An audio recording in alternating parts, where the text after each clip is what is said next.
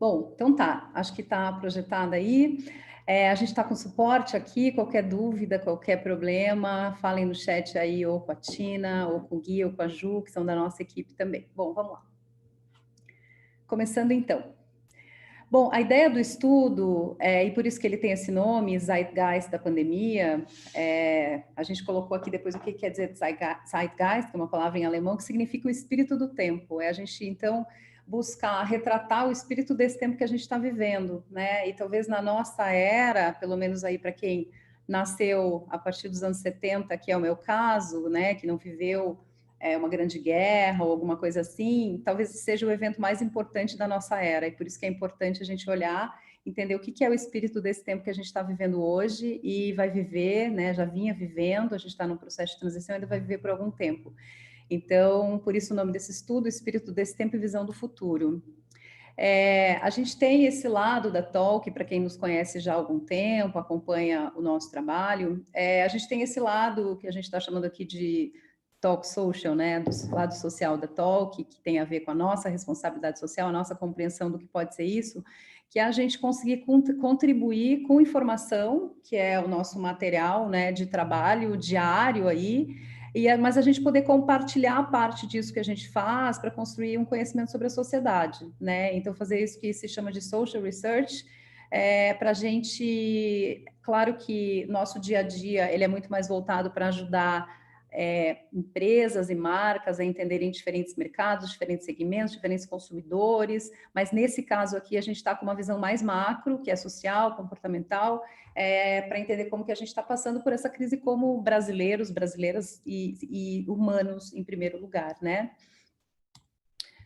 Bom, os objetivos desse estudo, eles são, como eu falei, uma sequência de alguns estudos que a gente vem realizando, então é interessante porque como a gente está estamos mergulhadas aí, mergulhados nesse tema desde abril, maio, é legal que a gente foi construindo um conhecimento, né, e esse conhecimento ele foi ganhando camadas, então eu acho que o estudo está mais maduro, com certeza, hoje, porque quando a gente fez o primeiro em maio, as perguntas eram muito genéricas, né, e hoje não, a gente conseguiu construir um conhecimento, acho que mais maduro realmente. Então, esse entendimento de qual é o impacto do Covid na vida das pessoas, depois desses mais de 150 dias, desde que tudo começou, investigar o que está mudando na cabeça das pessoas, como é que isso afeta no nível pessoal, no nível social, quais as conexões da pandemia com questões políticas, como isso afeta a confiança nas instituições, e a gente buscar também as visões de possibilidades de futuro. Essa é a parte mais difícil,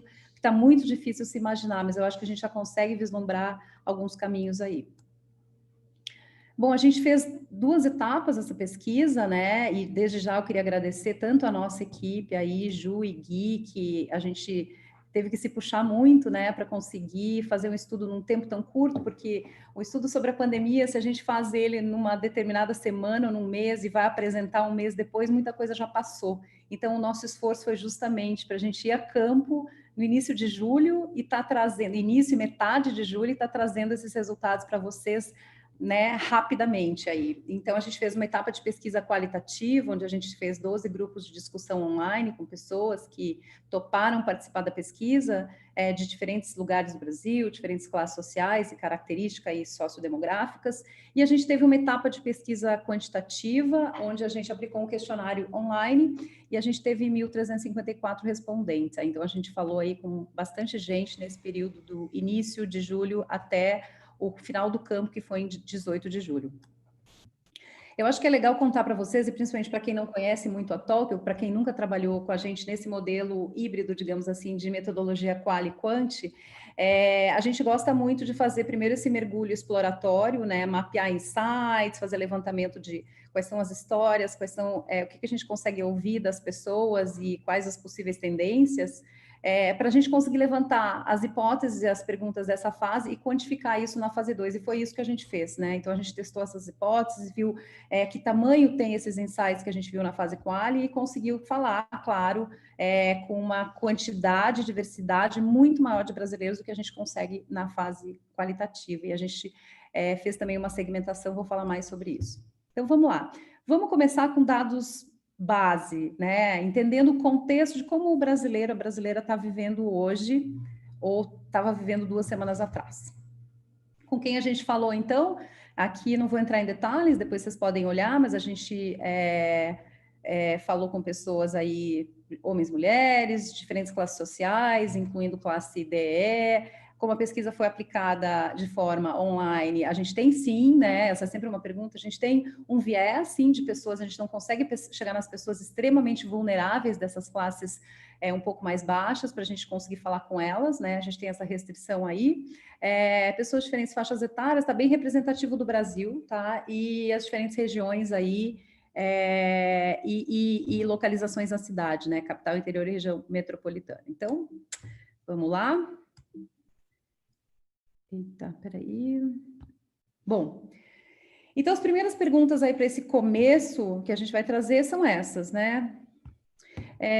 Começando por se as pessoas estão em isolamento social, e a gente fez essa pergunta de se as pessoas estavam em isolamento de forma rígida, flexível, rígida ou severa, flexível, ou não estava em isolamento, e esses são os números, então a gente já tem aí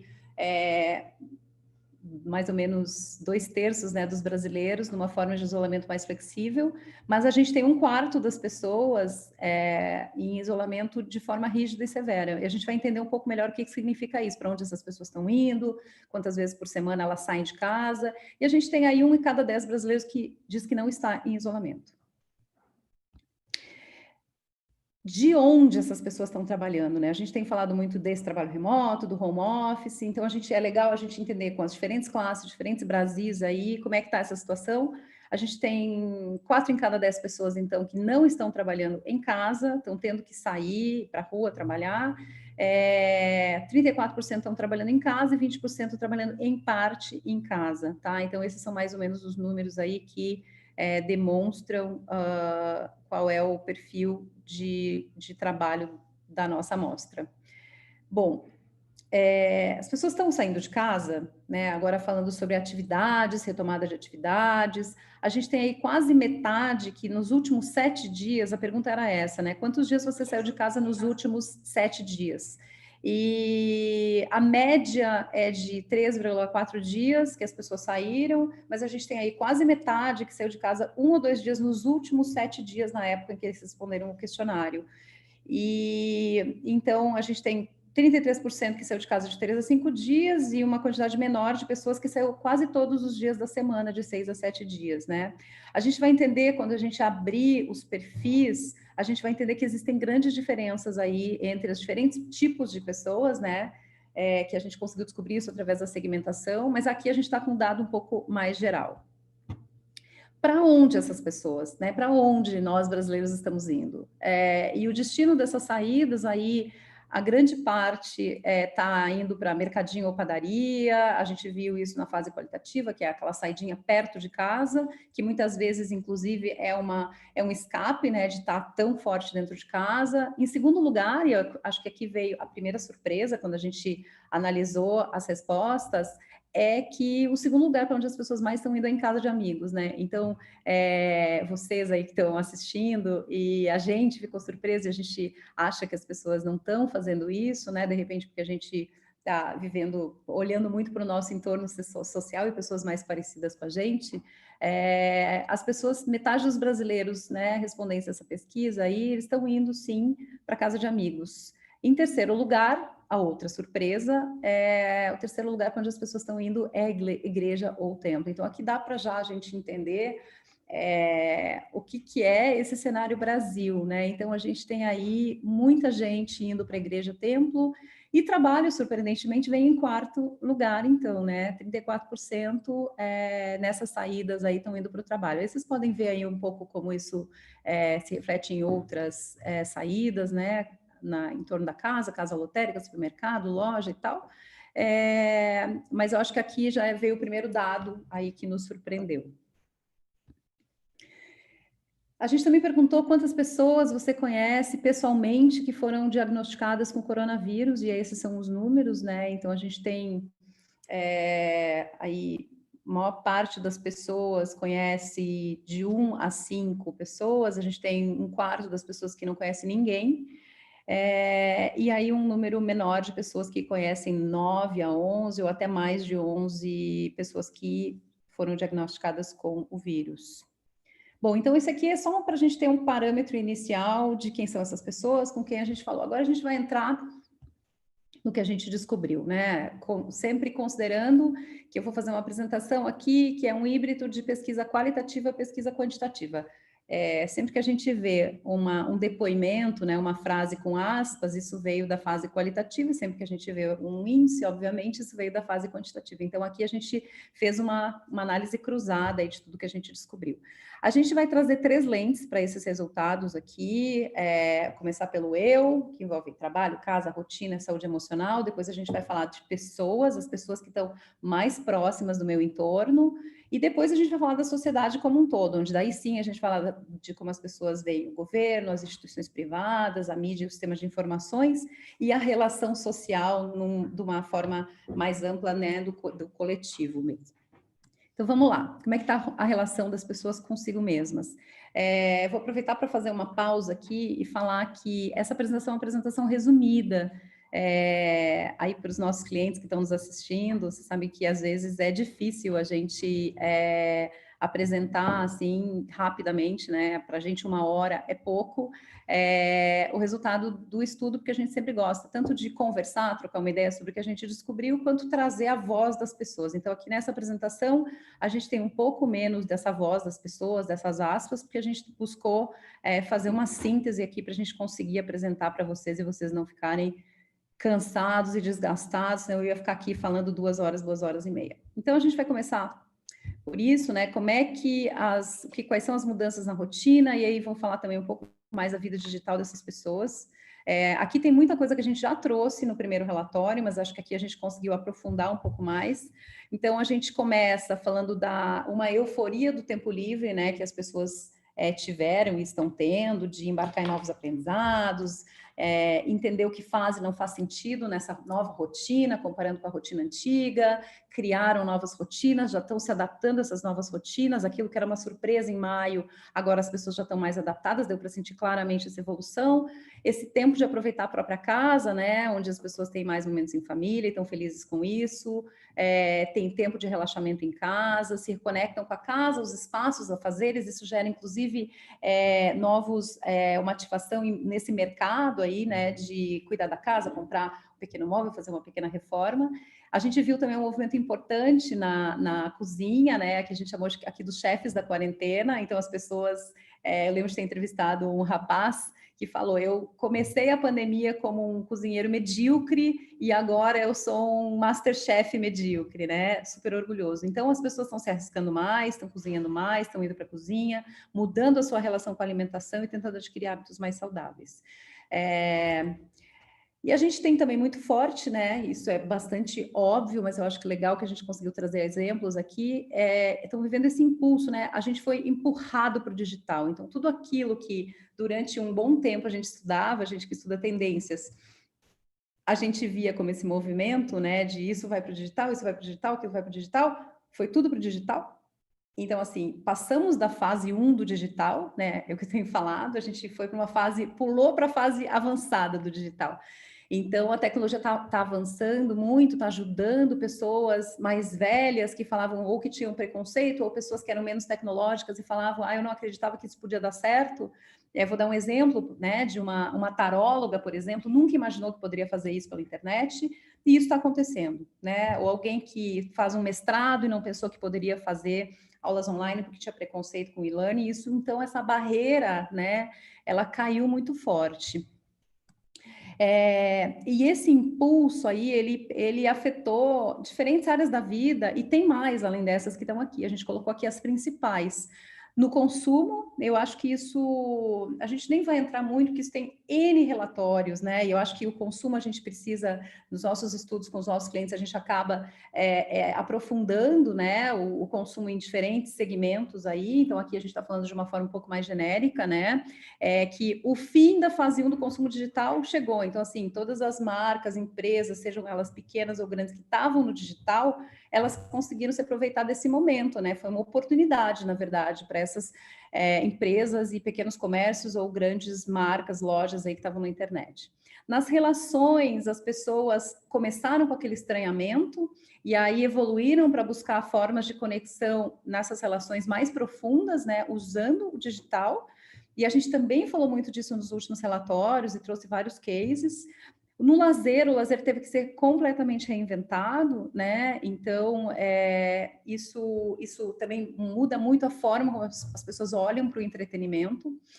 No aprendizado, então, o aprendizado trouxe desafios aí um pouco inesperados, né, para quem não estava vivendo tudo isso, né, a educação seja a sua própria, ou seja, até como professora, a gente falou com vários professores ou dos alunos, os desafios, né, das barreiras, tanto de infraestrutura, quanto de habilidades ou desenvoltura para fazer uma aula, para dar uma aula na internet, e na prática de exercícios, né, manter a sanidade se movimentando na frente das telas. A gente vai fazer um pequeno zoom na prática de exercícios, tá?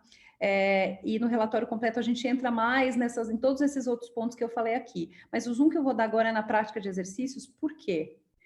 Porque realizar atividades físicas veio como a terceira coisa mais importante, na verdade, a terceira atividade da qual as pessoas mais sentem falta. Quando a gente perguntou o que mais sente falta nesse momento de pandemia, e a pessoa podia escolher até três, que era o que ela mais sentia falta, porque senão as pessoas iam acabar clicando em tudo, realizar atividades físicas veio em terceiro lugar.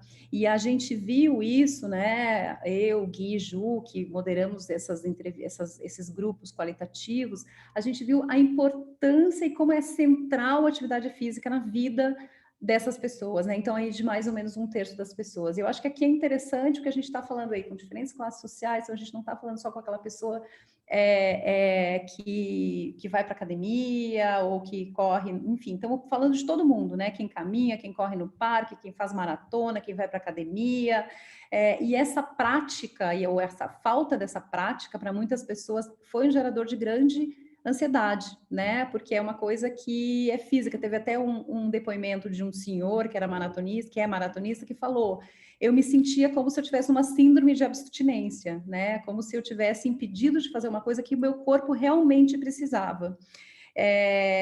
Então, aqui a gente vê um pouco essa quebra de barreira, né? Eu achava que eu nunca ia conseguir, impossível. Hoje eu consigo fazer yoga, estou fazendo atividades que antes na academia eram presenciais e agora estão acontecendo através do Zoom. Vamos falar então um pouco do eu a partir da visão do trabalho, né? E aqui eu acho que é essa frase que resume um pouco. O trabalho do século XXI chegou, né? Agora está aí escancarado na nossa vida.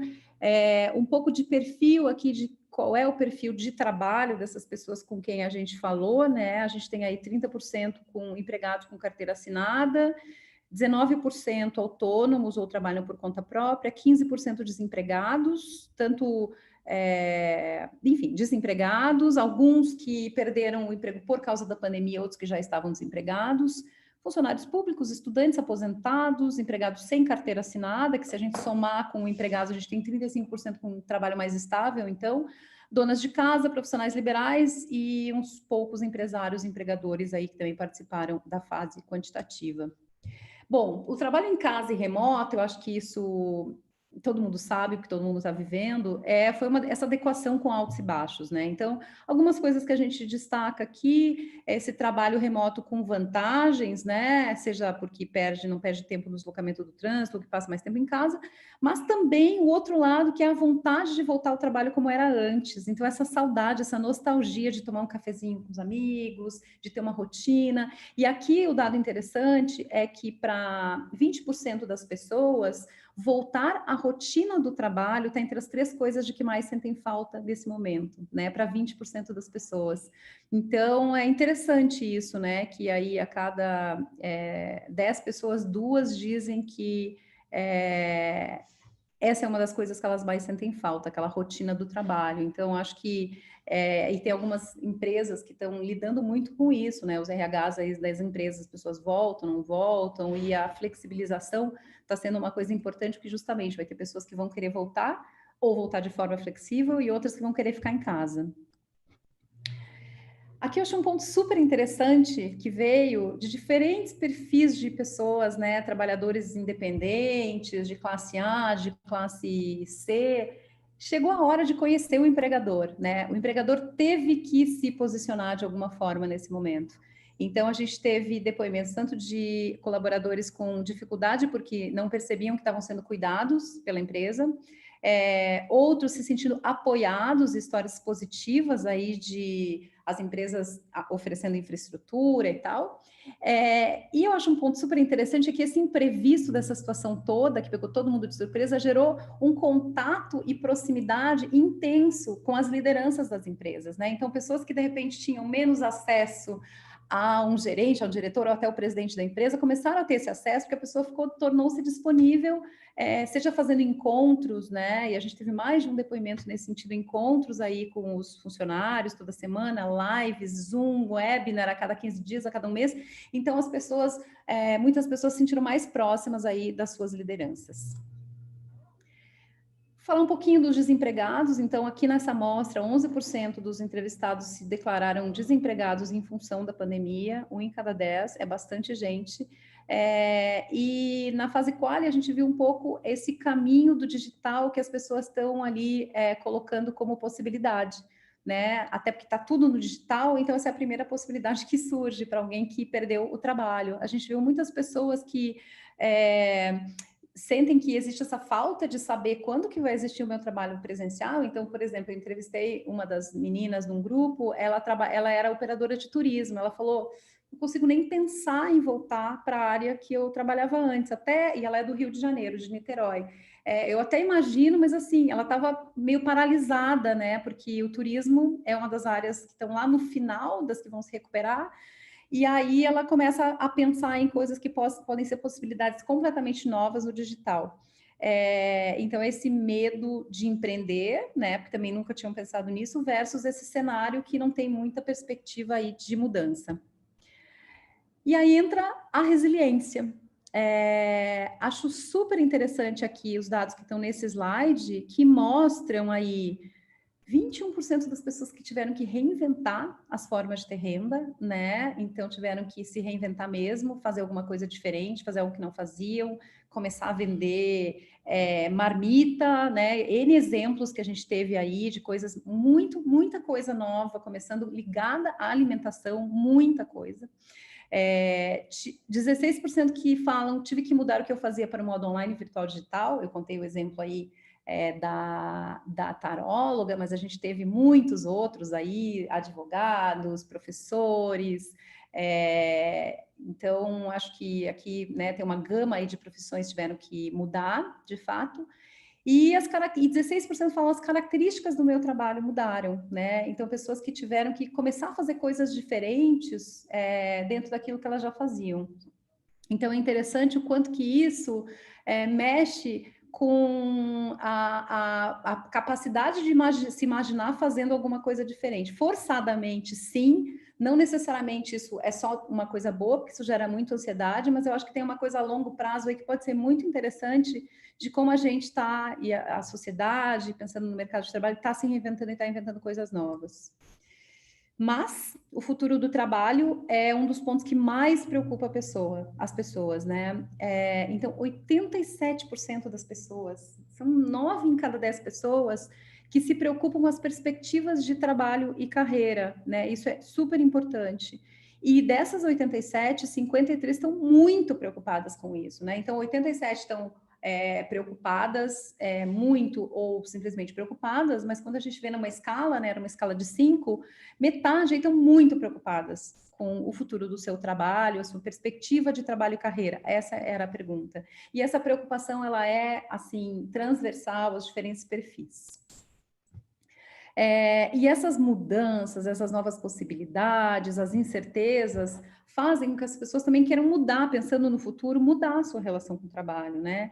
Então, mais da metade das pessoas pretendem mudar, sim, a sua relação com o trabalho. 31% falam que querem mudar muito, e 26% falam que querem mudar um pouco. A soma disso dá 57%. E super interessante esse quadrinho ali na direita, onde a gente viu que quem mais pretende mudar a sua relação com o trabalho são as pessoas mais jovens, né? Então, vocês podem ver que é uma linha ascendente, né? E chegando dos 18 a 24 com 38% das pessoas que querem mudar muito a sua relação com o trabalho, e em termos de classe social, quem mais deseja mudar, e olha a diferença da classe A para a classe D, né? A gente começa com 26% ali na classe A, vai para 46% das pessoas da classe D que pretendem mudar muito a sua relação com o trabalho. Então, acho que isso aí é interessante para a gente fazer uma reflexão também.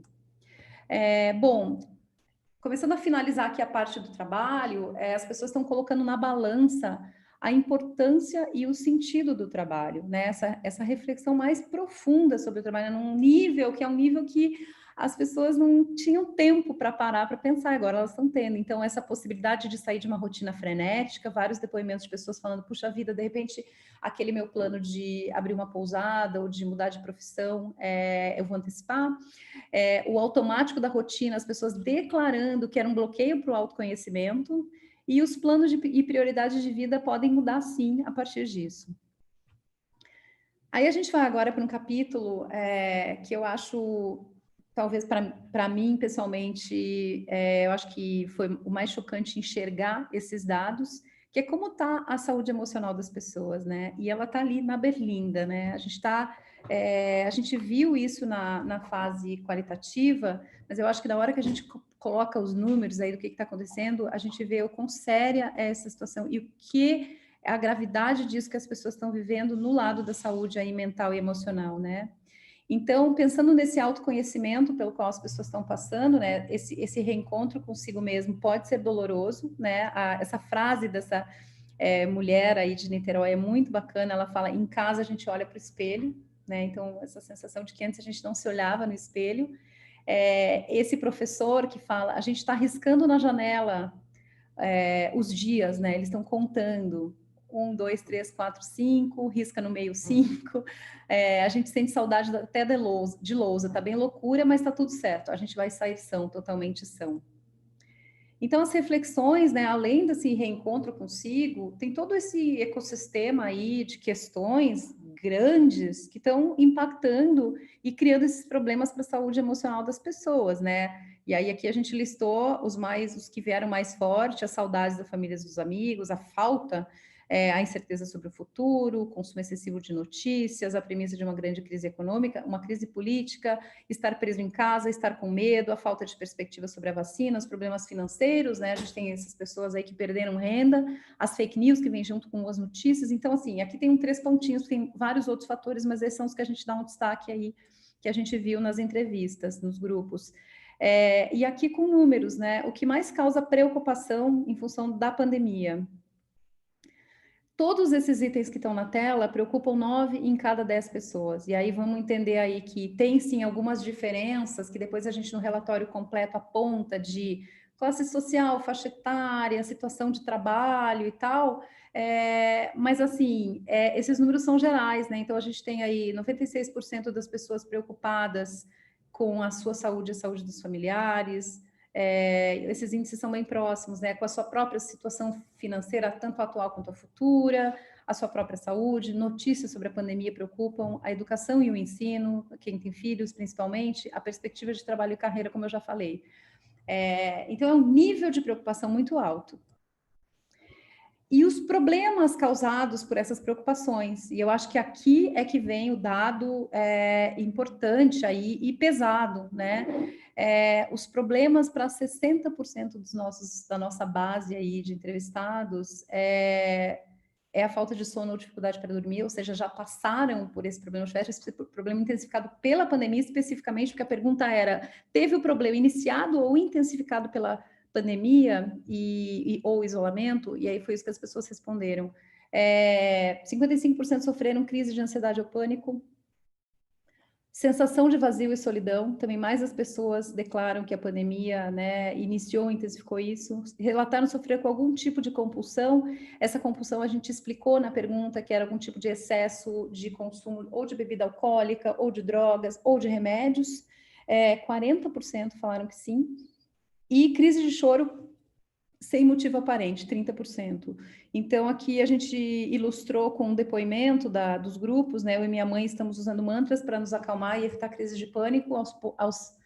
pânico, ponto. As poucas que eu saí de casa, as poucas vezes, eu tive uma crise de pânico. A ansiedade me pegou tão forte que desmaiei no mercado. Passei muito mal, fiquei suando frio, o peito apertou e não conseguia respirar, achando que ia morrer, né? Então, a gente tem depoimentos desse tipo, esse é um bem forte, mostrando o que significa esses problemas que as pessoas estão vivenciando. Então, se a gente já era um campeão aí, tinha esse ranking muito negativo, né? Campeão no sentido negativo de pessoas com depressão e pessoas com estresse no Brasil, isso foi intensificado. E isso é muito triste.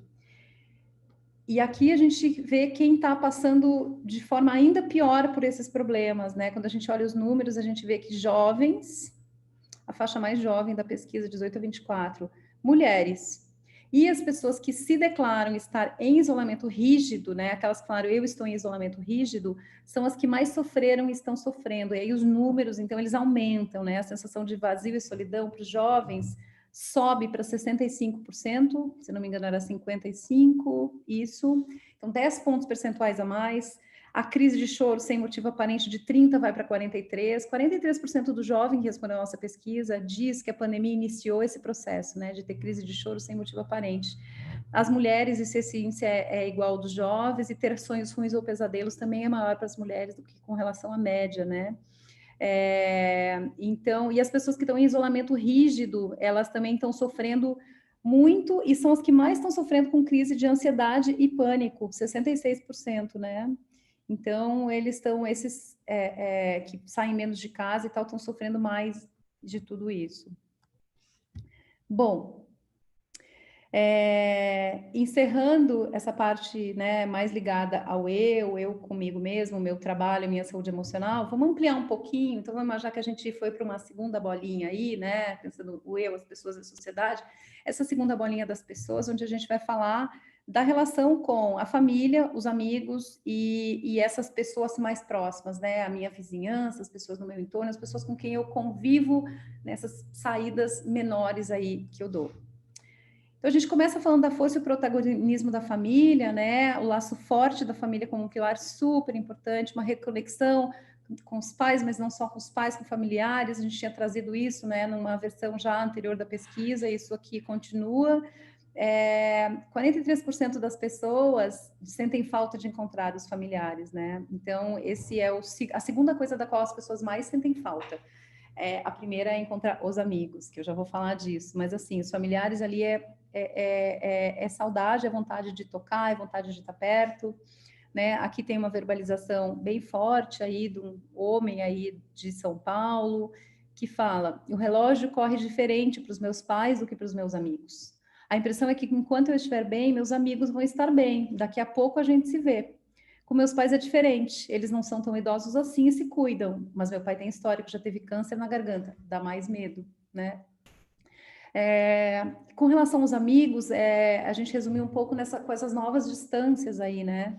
Então, as distâncias agora são as mesmas, independente da geografia. Isso é super interessante, porque as pessoas relatam também uma reconexão com pessoas que não estavam tão próximas, né? Várias pessoas, diferentes perfis, falando, comecei a falar com alguém que eu não falava há muito tempo, me reconectei de uma forma mais profunda, né? Aquela coisa de a gente possibilitar relações mais profundas mesmo, tendo muitas vezes conectados virtualmente, apesar de que lembrando que metade das pessoas já estão indo na casa dos amigos. A experiência dos eventos na quarentena, né? As pessoas se enviando presentes criativos, muitas no analógico. Então, a gente teve, por exemplo, uma moça que falou, comecei a fazer sabonete e enviar para casa dos meus amigos. Era uma forma de eu estar presente sem estar presente. E a gente teve relatos bem interessantes desses presentes aí, presente físico, né? Que as pessoas começaram a se enviar planta, produto de beleza, mandei flores, mandei vinho, coisas assim. As festas que viraram reuniões, as reuniões que viraram festas. Então, tudo isso como forma de resgatar e manter essas relações vivas. O dilema do toque, do contato físico é uma falta muito forte e as pessoas às vezes confessando que essa tinha sido a coisa mais séria que elas tinham feito, né? Puxa vida, eu fiquei sabendo de uma amiga que estava grávida, não teve como. Eu falei, a gente vai ter que se dar um abraço. E os amigos são o primeiro risco a ser tomado na aproximação, como o próprio dado está nos confirmando, né? Então, encontros mais intimistas e esse medo e culpa. Então, aqui um depoimento desse homem de Recife aí, né? No final de semana, tenho amigos que eu confio, então essa coisa de saber a procedência da pessoa, por ser um amigo, e que moram sozinhos também. Aí o que a gente faz? Vai no final de semana, um só para casa do outro, para ver filme, jogar um dominó, jogar Uno, só para ter um lazer. Essa é a minha maior escapadinha da quarentena. Bom, como já falei, quase metade já está frequentando a casa de amigos. O primeiro local que sentem mais falta, naquela pergunta de quais as 3 coisas você mais sente falta, é ir na casa de amigos. E 3 em cada 10 pessoas, porém, 3 em cada 10 pessoas só vai se sentir confortável para ir na casa de amigos a partir de daqui 3 meses até 1 ano, né? Então, a gente tem 1/3 aí das pessoas que não se dizem confortáveis para ir na casa dos amigos, nem nos próximos 3 meses, é a partir de 3 meses. E algumas até 1 ano. A gente somou aqui essas 2 respostas. Aí a gente vai falar, então, de pessoas num nível indo além da família, que, de novo, é uma bola dentro da outra, né? Então, a gente vai para pessoas, família, amigos, e agora um pouco, esse social um pouco estendido, mas que ainda não é a sociedade como um todo, né? E aqui a gente vê uma cobrança social, uma micropolítica sendo feita no dia a dia e um senso de pertencimento ou uma busca por um senso de pertencimento.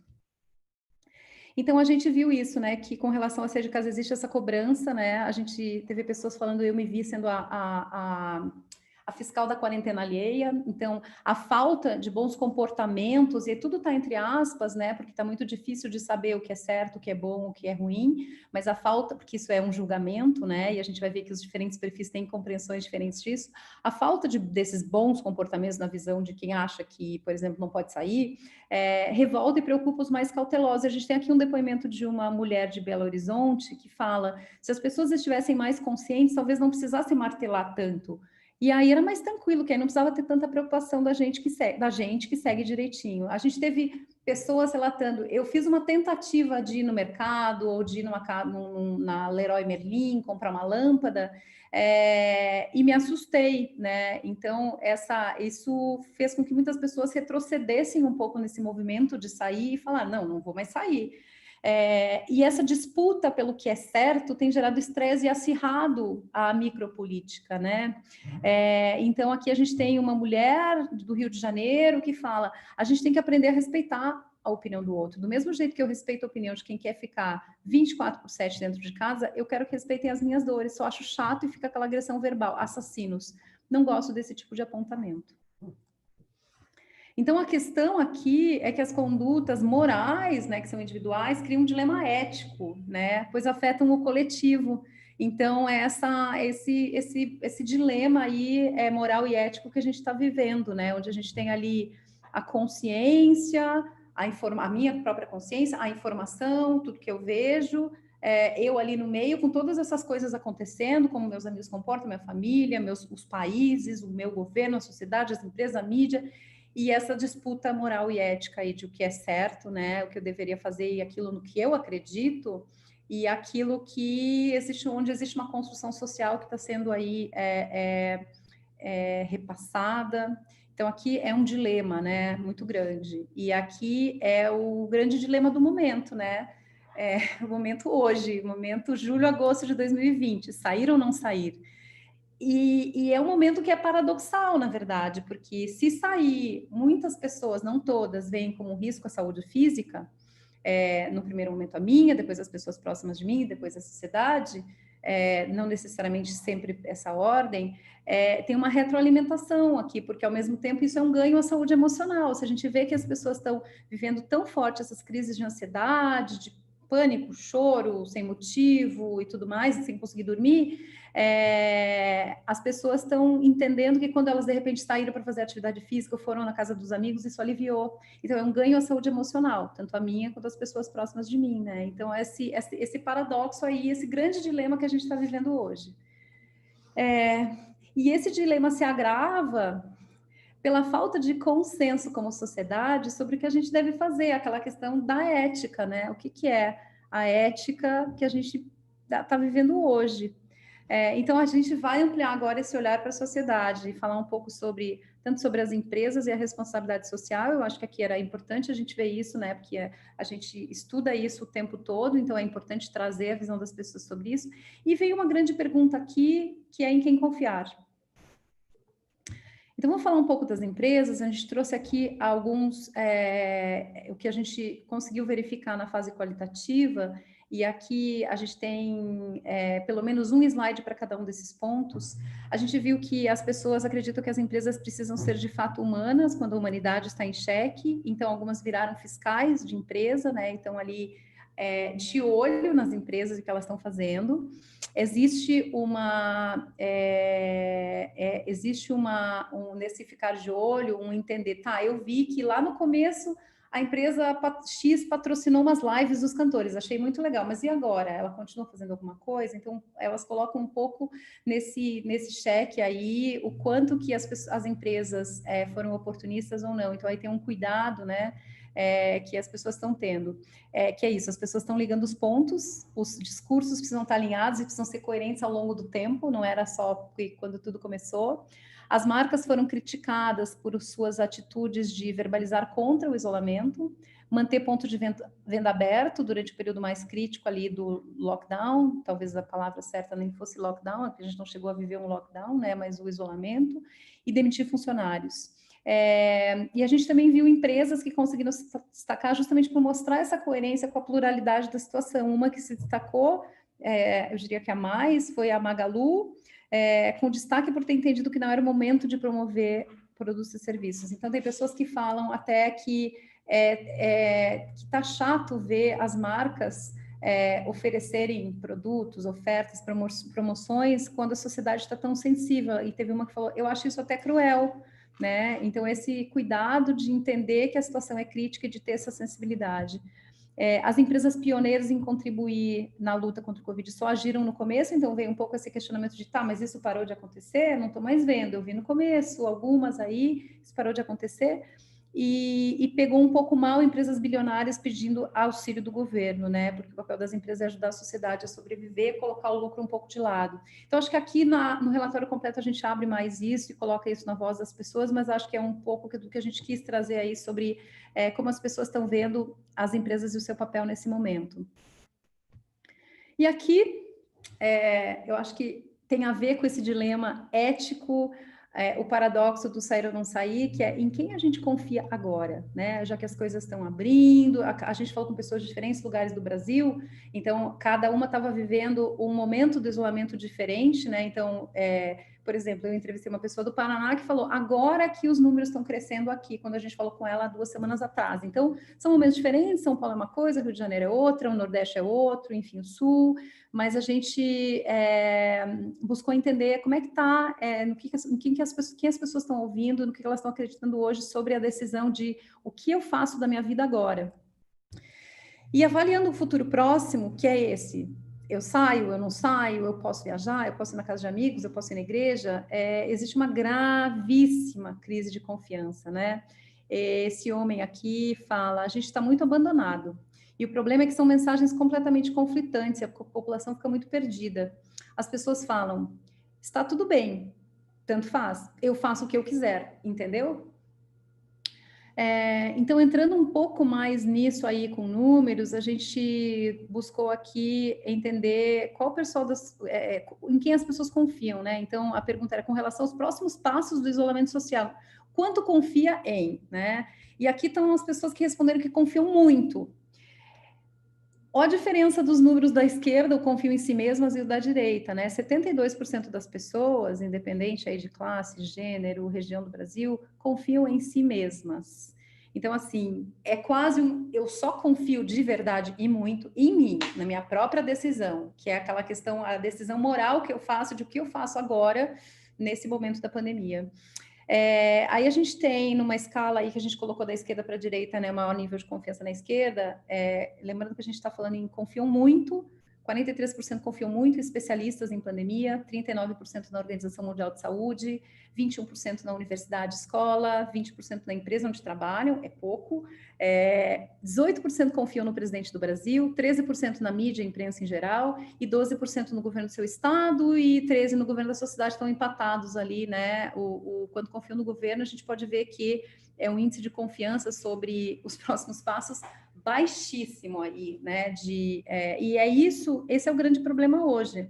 Aqui a gente tem um gráfico que eu não vou entrar muito nele agora, mas é só para mostrar para vocês que é interessante, que a gente vai, inclusive, isso depois a gente vai aprofundar e vai publicar, mas a gente consegue ver, vamos pegar um aqui, presidente do Brasil, que é um assunto que eu gosto, e aí a gente consegue ver aqui qual é o nível de confiança no presidente do Brasil pelas respostas, né? Não confio nada, a gente pode ver aqui o tamanho das pessoas, não confiam nada no presidente do Brasil com relação aos próximos passos do isolamento, confio muito, não sei responder e confio um pouco. E aqui a gente pode filtrar esse gráfico interativo por região do Brasil, né? Então a gente vê aqui que tem algumas mudanças importantes aí, né? Do quanto confia e diferentes regiões, tá? Então aí, isso aí, esse gráfico ele vai estar disponível depois para a gente brincar e clicar nele. Não estou conseguindo voltar aqui, vamos lá. Bom, tudo bem. Que é aquela bola bonita e toda colorida. Vamos lá.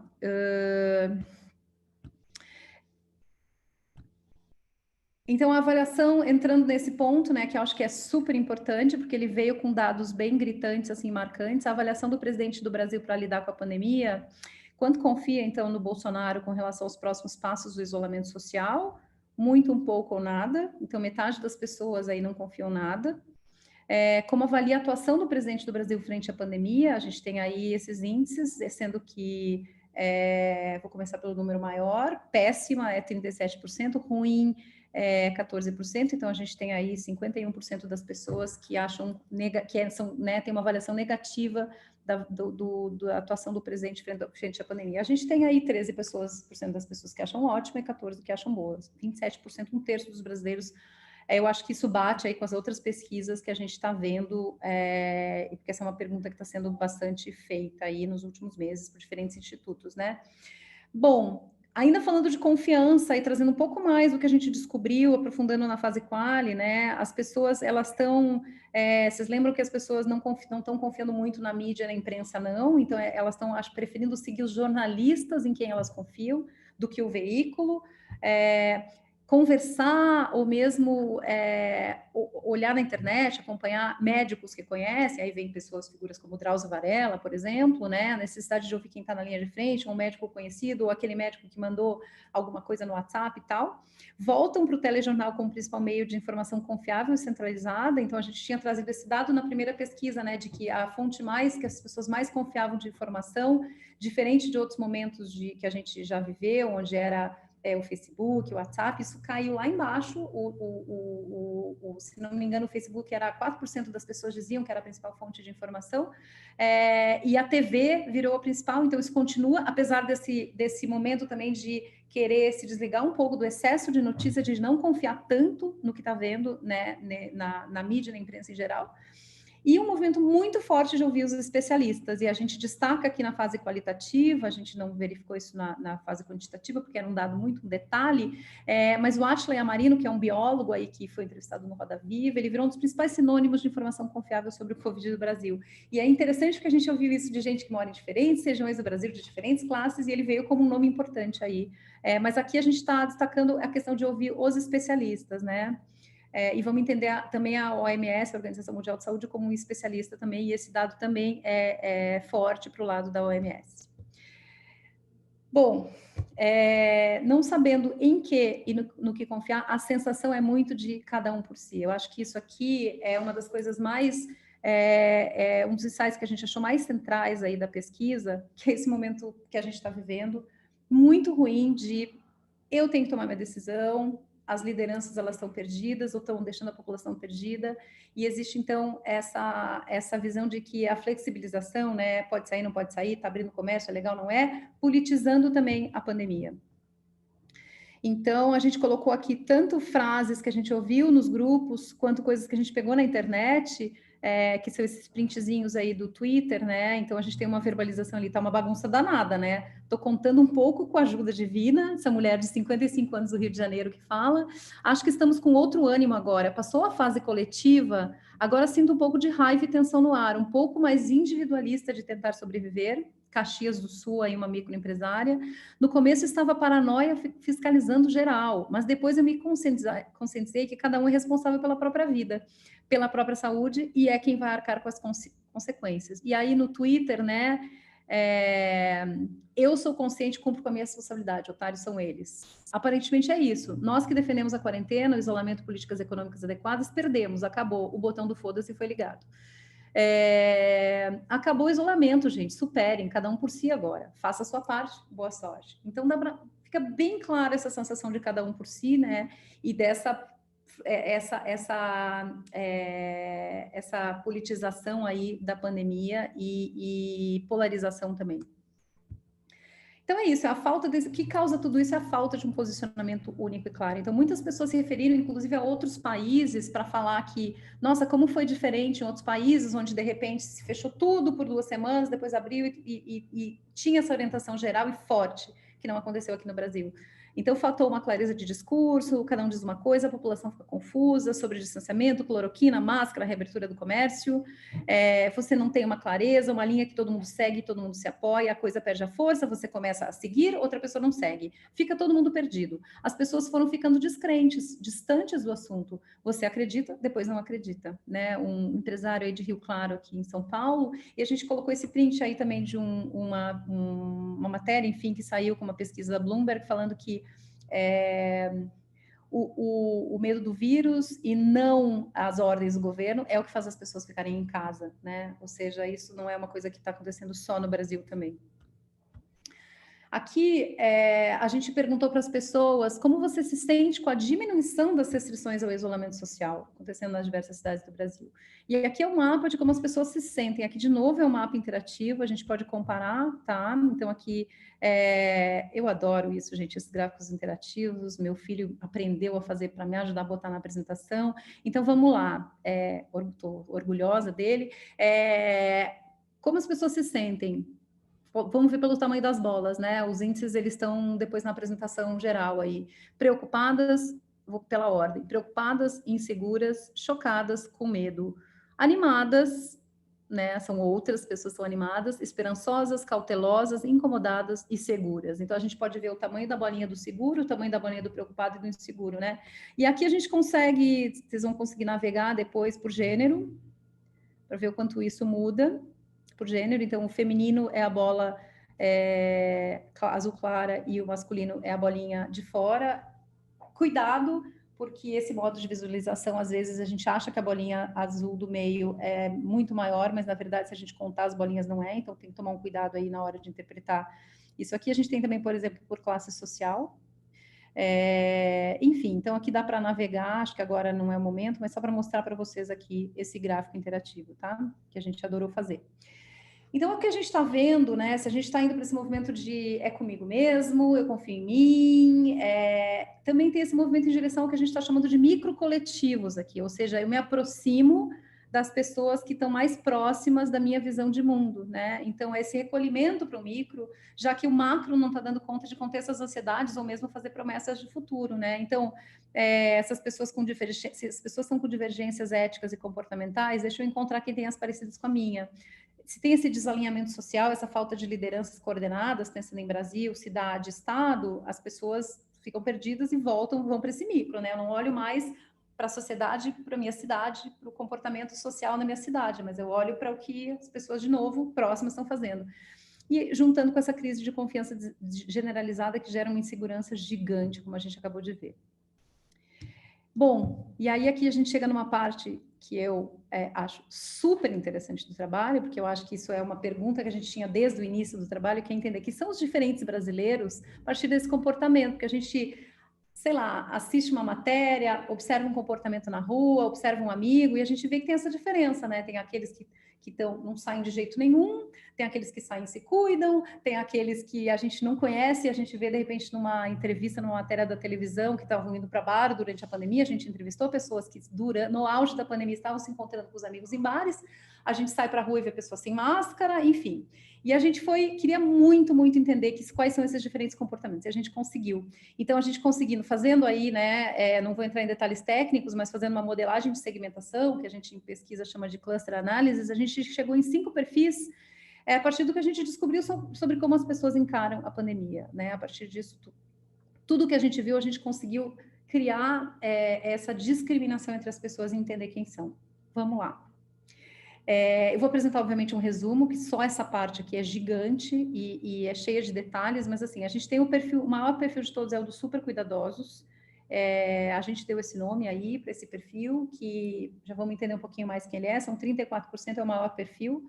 Depois a gente tem os trabalhadores receosos, 18%, os cautelosos, 18%, aquele que a gente está chamando de passivos esperançosos, que são 19%, e os descrentes, que são 12%. Vamos lá. Como é que são? Vou fazer um resumo dos super cuidadosos, tá? E aí depois a gente vai convidar vocês para entender isso mais no detalhe, diferenças por região, idade, tem várias coisas, nuances aí interessantes, é cheio de nuances, mas um resumo, né?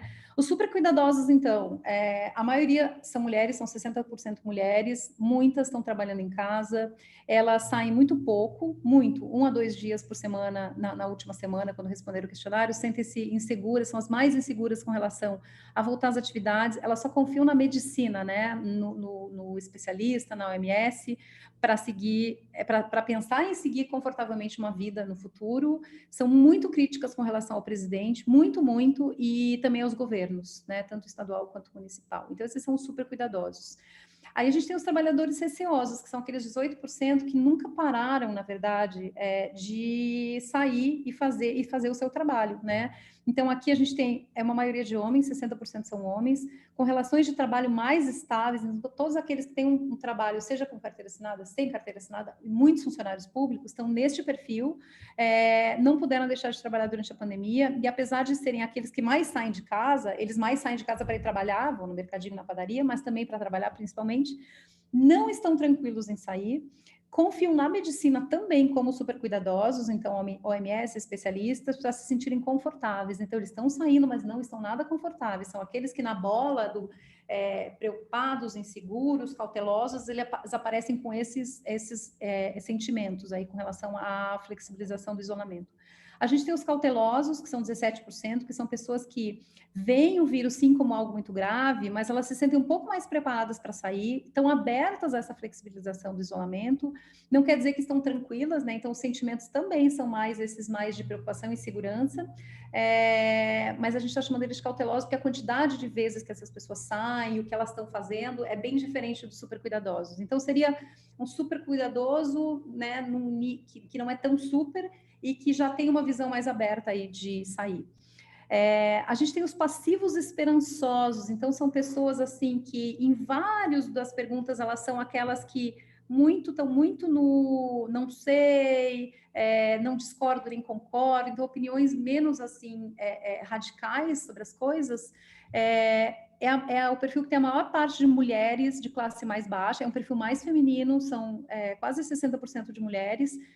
As classes mais baixas se destacam aqui, tanto de homens quanto mulheres, é onde mais tem pessoas da classe C, D e E. Tem uma visão positiva do presidente do Brasil em como ele lida com a pandemia, e são mais divididas, né, como eu falei, em se sentir preparadas ou não. Elas têm saído pouco de casa, não é que elas estão saindo. Por quê? Porque elas entendem que a pandemia é uma coisa muito grave, então dá para ver que tem uma diferença dos outros perfis que a gente falou aqui. E a gente tem os descrentes, são 12%, a maioria homens, eu estou me segurando aqui para não chamar eles de outra coisa, mas a maioria são homens, perfil com maior número de pessoas mais maduras, numa faixa salarial um pouco mais alta na média, percebem a doença como algo que não é tão grave, saem bastante, de 6 a 7 dias na última semana, e são os únicos que, quando a gente pergunta qual o seu sentimento sobre esse momento que a gente está de sair um pouco mais, eles se dizem animados e felizes. Com o retorno às atividades, e confiam muito no presidente da República e pouco na OMS. Então, é diferente do passivo esperançoso, que também confia nos especialistas e na OMS. Esse aqui é o que mais não acredita, por isso que a gente está chamando ele de descrente. Ele é um descrente da pandemia, né? Ele não acredita tanto que é uma coisa tão grave, que ele vai pegar e tudo mais. Aqui a gente também tem esse gráfico aqui, ele é um pouco mais complexo de eu contar, mas assim, eu acho que o interessante desse gráfico é que aqui a gente colocou, uma das perspectivas de olhar para os perfis, a gente poderia flipar e fazer exatamente o oposto, né? Mas é só para a gente entender as grandes diferenças que existem entre o descrente e o super cuidadoso, o quanto o passivo esperançoso está mais próximo do descrente, o quanto o trabalhador receoso está mais próximo do super cuidadoso. Então, na explicação desse gráfico aqui, a gente vai ver que a gente colocou aqui algumas variáveis para a gente poder enxergar esses perfis. Então, me sinto preparado para sair, vamos olhar o primeiro que está mais fácil, né? A primeira barra. Me sinto preparado para sair, concordo com a flexibilização, estou esperançoso com essa retomada das coisas, a pandemia está sob controle e confio muito no presidente. Então, essas pessoas que são as descrentes são as que responderam mais sim para todos esses itens. E as super cuidadosas, olha a diferença do quanto elas falaram não. Não é nada disso. Não estou preparado, não concordo com a flexibilização, não estou esperançoso, a pandemia não está sob controle e eu não confio no presidente.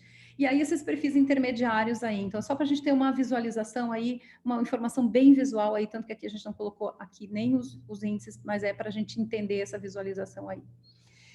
Gente, eu adoro essa parte, eu poderia ficar aqui o tempo todo apresentando os perfis, mas eu só vou mostrar para vocês como é que isso está no relatório, ele está ainda mais aberto aqui, mas aqui o que mais se destaca nos dados desse perfil, tá?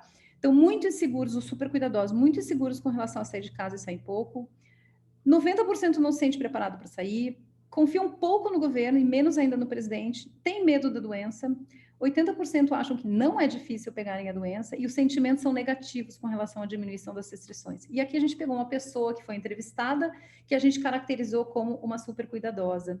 Agora eu tenho um arsenal de limpeza em casa, tenho luvas, máscaras, litros de álcool em gel, álcool em spray, álcool 70% também em spray, e lisoforme Lysol, que descobri que matam o vírus, higienizo e lavo tudo.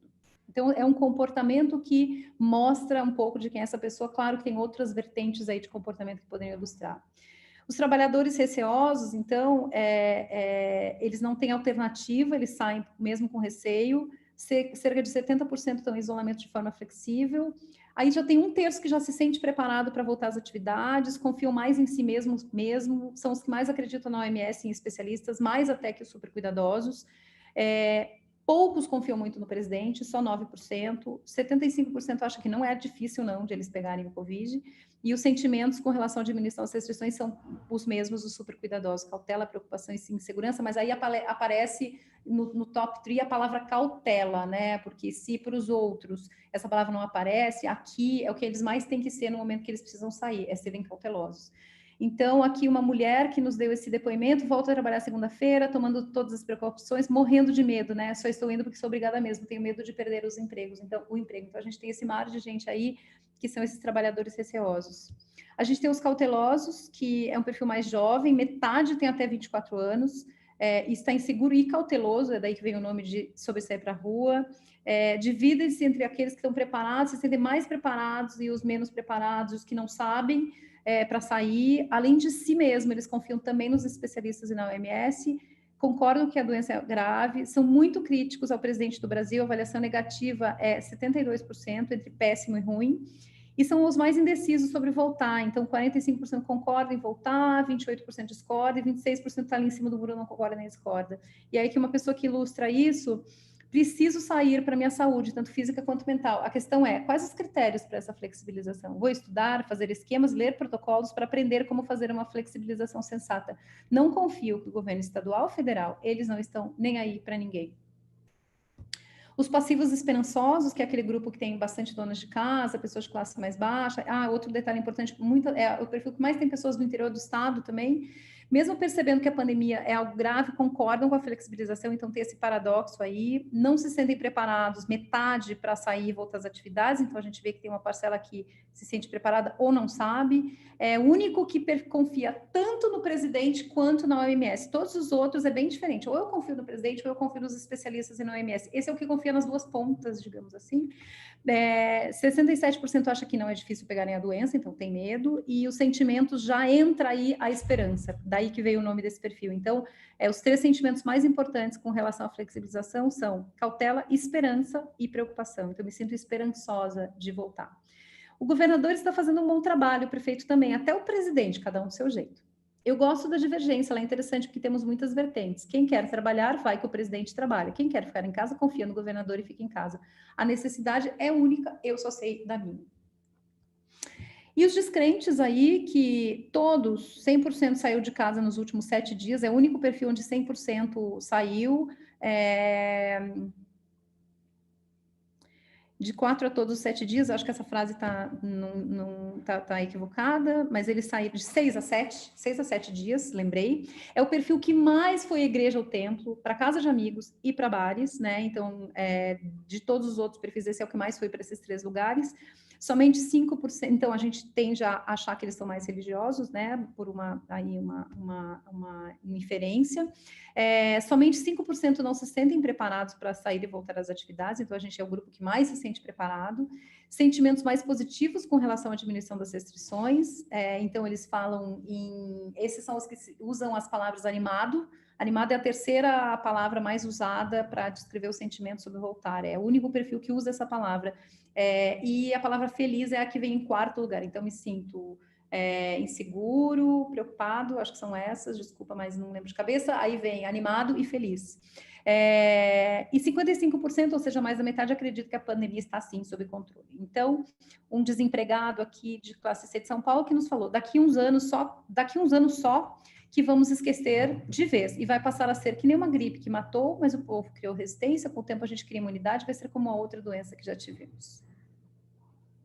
Bom, encerrando essa parte, assim, super resumida dos perfis, a gente viu que as diferenças entre os perfis refletem essa politização da pandemia, né? Como a gente já tinha trazido um pouco antes.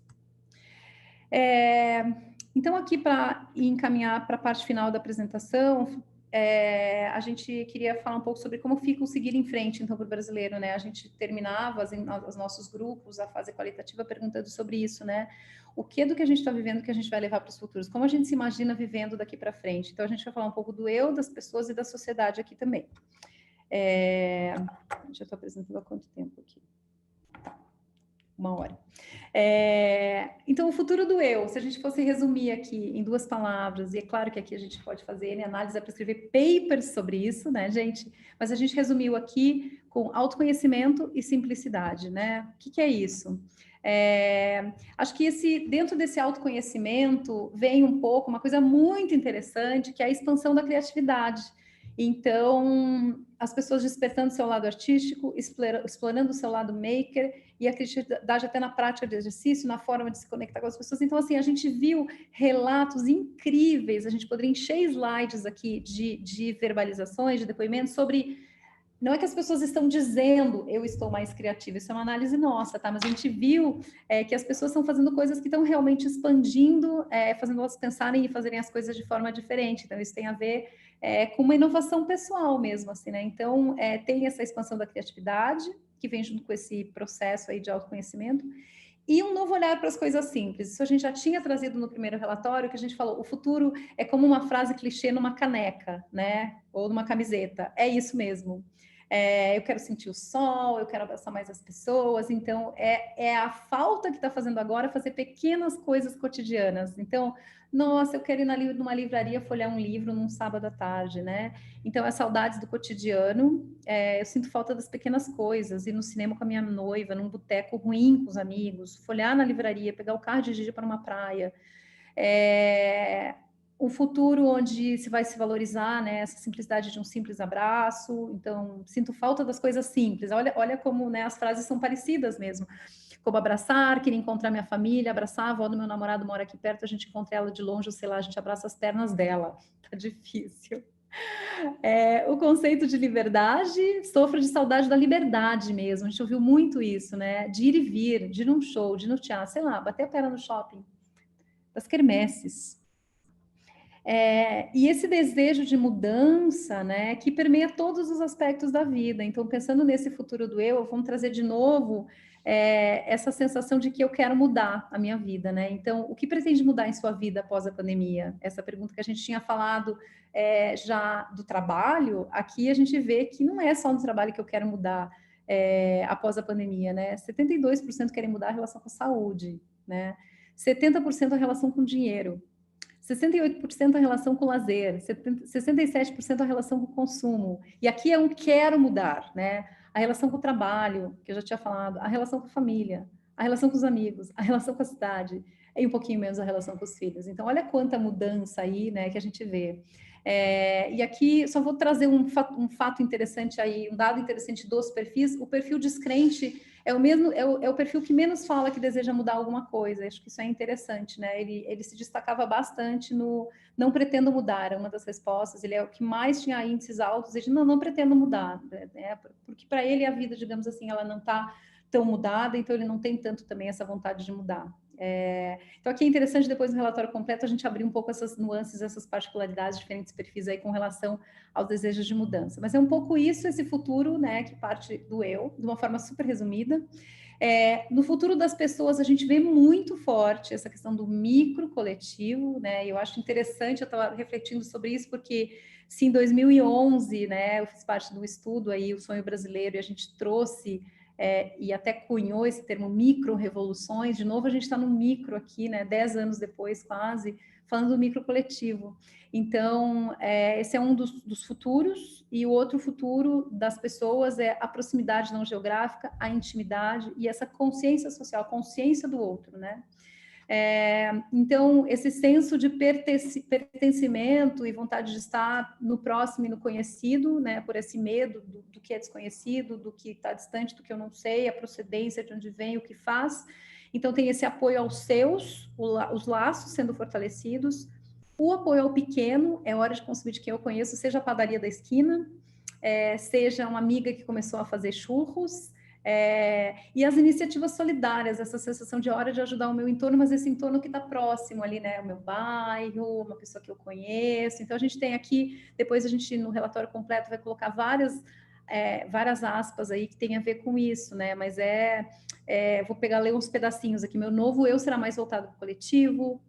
Dá para você comprar, consumir, gastar dinheiro com coisas supérfluas, luxos de fornecedores que são pessoas mais próximas da sua realidade. Olha só que interessante, né? Parece paradoxal. É um luxo, mas é da pessoa próxima, que eu compro de alguém próximo. Isso talvez tenha a ver com esse novo momento aí. E achei interessante ele chamar isso de luxo. Minha irmã conseguiu auxílio e está dividindo comigo o que eu não consegui. Na rua vejo muita gente ajudando as outras. Tem uma coisa no ar, espero que não passe rápido. Então, é um pouco isso, esse futuro das pessoas, esse senso de pertencimento aí. Bom, sobre fazer o que se fazia antes. Quando, né? As pessoas acham que vai demorar para voltar a viver como antes. Enquanto isso, vão entendendo as novas dinâmicas de aproximação com quem mais importa, como a gente acabou de ver. E esse futuro da sociedade, né, esse futuro maior, que tem a ver com talvez uma nova geração. Achei muito legal que uma das meninas de um grupo que a gente fez, ela falou bem assim, eu tenho falado com os meus amigos que a gente vai ser a geração freak da higiene, né? E o futuro da sociedade também é uma vida de expectativa, né? A gente sempre falou muito de expectativa de vida, agora é a vida de expectativa. Então, o futuro com menos toque, mais higiene, né? Parece que a pandemia deixou o Ocidente mais preparado. A gente sempre viu o Oriente lidando, principalmente o Japão e aí Singapura, países assim, não o Oriente como um todo, mas alguns países mais preparados para lidar, né? Quanto tempo que o japonês usa máscara e tal na rua. Então, o Ocidente parece que despertou para essa questão da higiene. A máscara como esse novo escudo, né? Então, as pessoas se sentindo mais protegidas, né? Como se fosse um escudo.